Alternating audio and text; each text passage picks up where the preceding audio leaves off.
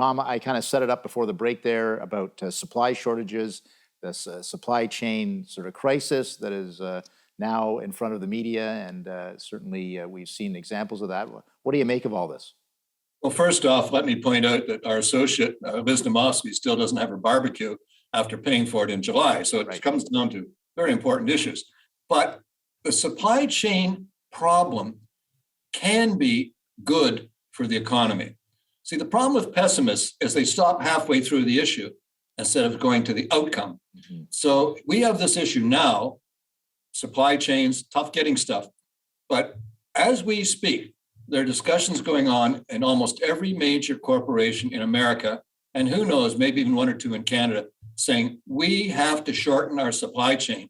We need to build facilities in America, whether it be for microchips, whether it be for Furbies or whatever we import from Asia. You're going to see more building. So I believe the supply chain issue will lead to greater capital investment in America, possibly in Canada.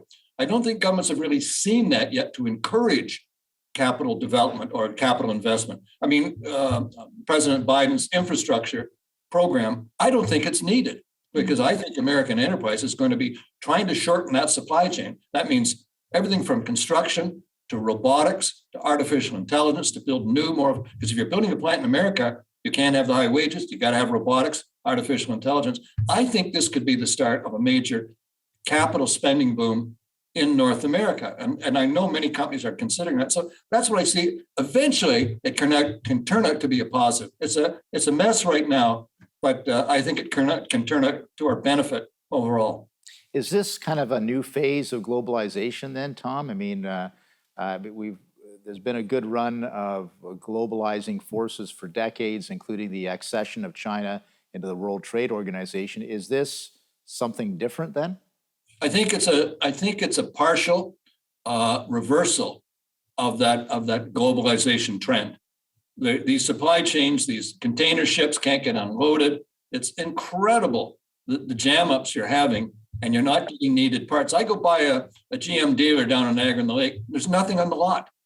There are no truck cars. There's very few, just 5 or 6 or something. So clearly, corporations are going to say we have to get dependable supply of parts or whatever we need, and that means we got to build them down the road or a truck distance from our plant. So I think that's what it's going to be, but it's a reversal. How big, how bad, how long, I don't know. But I think the globalization will ease off and we'll start to build more back here. But it would be good to have government policy recognizing that trend and getting on. I mean, we haven't heard any of that, for example, in our election year. How are we going to build the Canadian economy?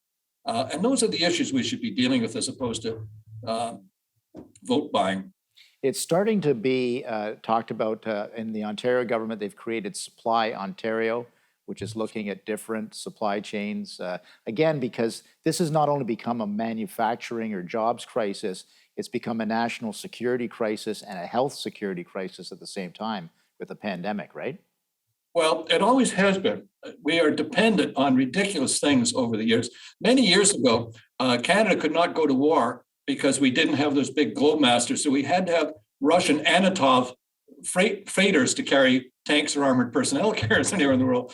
But they were all tied up delivering Furbies for Walmart. So it was totally something out of a spoof of some kind. So clearly, we have to sort of rationalize the combination of cost, accessibility, and supply delays. Those have to be addressed, and they are being addressed right now. I know there are a lot of discussions going on about that. Right. So I think we'll get there. We'll get the stuff done, but the government's got to get on board. Supply Ontario.